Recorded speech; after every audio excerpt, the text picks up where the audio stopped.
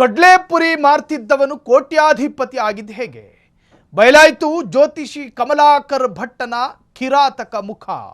2005ಕ್ಕೂ ಮುನ್ನ ಸಿದ್ದಾಪುರದಲ್ಲಿ ವೀಳ್ಯದೆಲೆ ಕಡ್ಲೆಪುರಿ ಮಾರಾಟ ಮಾಡ್ತಿದ್ದಂತೆ. ಕಮಲಾ ನಂದು ಕಡ್ಲೆಪುರಿ ಮಾರುತ್ತಿದ್ದವನು ಕೋಟ್ಯಾಧಿಪತಿ ಆಗಿದ್ದು ಹೇಗೆ?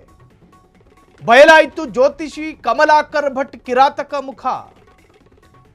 2015ಕ್ಕೂ ಮುನ್ನ ಸಿದ್ದಾಪುರದ ಸಂತೆಯಲ್ಲಿ ವೀಳ್ಯದೆಲೆ ಕಡ್ಲೆಪುರಿ ಮಾರಾಟ ಮಾಡ್ತಿದ್ದಂತೆ. ಈಗ ಐಷಾರಾಮಿ ಬದುಕಿನ ರಹಸ್ಯವೇನು?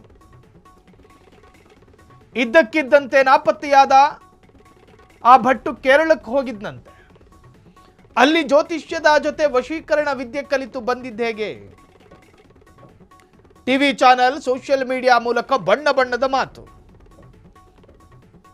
ಬೆಂಗಳೂರು, ಶಿವಮೊಗ್ಗ, ಹುಬ್ಬಳ್ಳಿಯಲ್ಲಿ ಹೈಟೆಕ್ ಕಚೇರಿಯನ್ನು ಓಪನ್ ಮಾಡ್ಕೊಂಡ. ಒಳ್ಳೆ ಇಂಟೀರಿಯರ್ ಮಾಡ್ಕೊಂಡು ತಿರುಗೋ ಚೇರಲ್ಲಿ ಕೂತ್ಕೊಂಡು ಕೇವಲ ಆಫೀಸ್ ಮೇಂಟೆನೆನ್ಸ್ಗೆ ತಿಂಗಳಿಗೆ ಲಕ್ಷಾಂತರ ರೂಪಾಯಿ ಖರ್ಚು ಮಾಡ್ಕತ್ತಿದ್ದಂತೆ.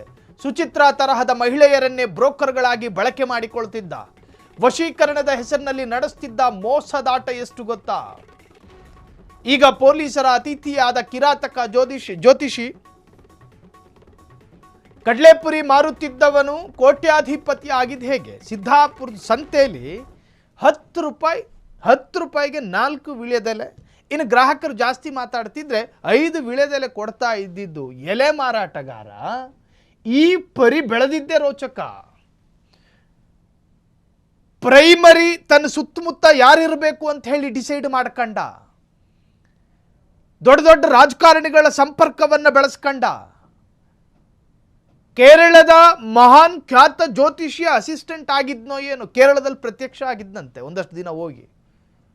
ಅಲ್ಲೊಂದಷ್ಟು ಮಾಂತ್ರಿಕ, ತಾಂತ್ರಿಕ, ಇಂದ್ರಜಾಲ ಕಲಿತ್ಕೊಂಡು ಕರ್ನಾಟಕಕ್ಕೆ ಬಂದ. ಹೋಗಬೇಕಾದ್ರೆ ಹಣೆ ಖಾಲಿ, ಬರಬೇಕಾದ್ರೆ ಇಷ್ಟುದ್ದ ತಿಲಕ. ಹೋಗಬೇಕಾದ್ರೆ ಫಾರ್ಮಲ್ಸ್ ಶರ್ಟ್ ಹಾಕೊಂಡ, ಬರುವಾಗ ಕಾವಿ ಹಾಕೊಂಡು ಬಂದ. ಇವನೇ ಹೇಳಿ ಮಾಡಿಸಿದ್ನೋ ರುದ್ರಾಕ್ಷಿ ಮಾಲೆ ಗೊತ್ತಿಲ್ಲ. ಅದನ್ನು ಹಾಕೊಂಡು ಕೆಲ ಚಾನೆಲ್ಗಳಲ್ಲಿ ಕೂತ್ಕೊಂಡು ಜನರನ್ನು ಮಂಗ ಮಾಡೋದಕ್ಕೆ ಶುರು ಮಾಡ್ದ. ಮನಸ್ಸಲ್ಲಿ ಕಲ್ಮಶ ಇಟ್ಕೊಂಡು, ಮನಸ್ಸಿನಲ್ಲಿ ಕಾಮದ ಕೊಂಪೆಯನ್ನೇ ತುಂಬಿಸ್ಕೊಂಡು ಜನರಿಗೆ ಹಿತವಚನ ನುಡಿತಿದ್ದಂತೆ. ವೇದವಾಕ್ಯ, ಭೂತದ ಬಾಯಲ್ಲಿ ಭಗವದ್ಗೀತೆ ಅಂದಂಗೆ ದಿನ ಬೆಳಗಾದ್ರೆ ಸಾಕಿ ಕಪಿ ಮುಖ ನೋಡಬೇಕಾಗಿತ್ತು ಜನ. ಕೈ ನೋಡ್ಕೊಂಡು ಭವಿಷ್ಯ ಹೇಳ್ತಿದ್ದ. ನಕ್ಷತ್ರ ನೋಡಿ ಅವರು ಇಡೀ ಜೀವನ ಪರ್ಯಂತದ ಭವಿಷ್ಯವನ್ನು ನುಡಿತಿದ್ದ. ಯಾರ್ಯಾರ ಹೆಂಡ್ರನ್ನ ಯಾರ್ಯಾರ್ದೋ ಗಂಡನಿಗೆ ವಶಪಡಿಸಿಕೊಡೋದು. ನಿಮ್ಮ 10 ನಿಮಿಷದಲ್ಲಿ ನೀವು ಅನ್ಕೊಂಡ ಹೆಣ್ಣುಮಗಳು ನಿಮ್ಮ ಕಾಲ ಬುಡಕ್ಕೆ ಬರಬೇಕಾ, ನನಗೆ ಕಾಲ್ ಮಾಡಿ ಅಂತೇಳಿ ಪೋಸ್ಟರ್ ಎಲ್ಲ ಹಂಚ್ಕೊಂಡಿದ್ದ ಮುಟ್ಟಾಳ.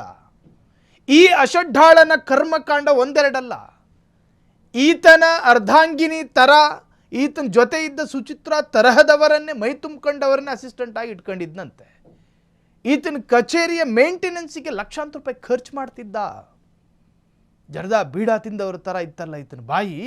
ಇದೇ ಬಾಯಿಯಲ್ಲಿ ಜನರಿಗೆ ಜ್ಯೋತಿಷ್ಯವನ್ನು ಹೇಳ್ತಿದ್ದ. ಮಾಡಿದ ಕೆಲಸ ಜನ ಮೆಚ್ಚೋ ಥರದ್ದ. ಮಾಡಿದ ಕೆಲಸ ನಾಗರಿಕರು ಸ್ವೀಕರಿಸಿಕೊಳ್ತಾರ. ಕಲ್ತಿರೋ ವಿದ್ಯೆ, ಹೇಳ್ತಿದ್ದಿದ್ದು ಮಾತು